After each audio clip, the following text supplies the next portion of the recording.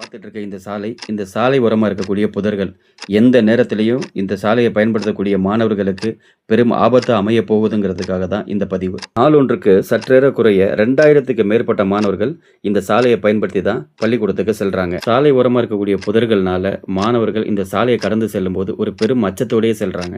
பள்ளி செல்லக்கூடிய மாணவர்கள் காலையில 7 மணிக்கே இந்த சாலைய பயன்படுத்துவாங்க. அந்த நேரத்தில இந்த சாலையில ஆட்களோட நடமாட்டம் கம்மியா இருக்கும்.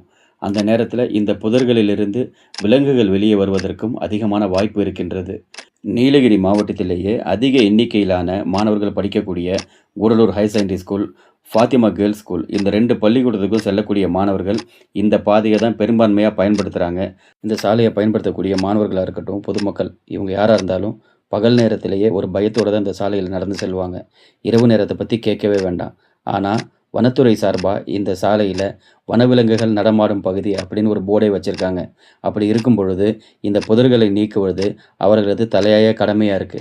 சம்பந்தப்பட்ட துறை சார்ந்த அதிகாரிகள் உடனடியாக இந்த சாலை ஓரமா இருக்கக்கூடிய புதர்கள நீக்கி, இந்த சாலையை பயன்படுத்தக்கூடிய மாணவர்களின் உயிருக்கும், உடைமைக்கும் எந்தவித ஆபத்தும் ஏற்படாத வண்ணம் பாதுகாக்க வேண்டும். இது நமது கடமை.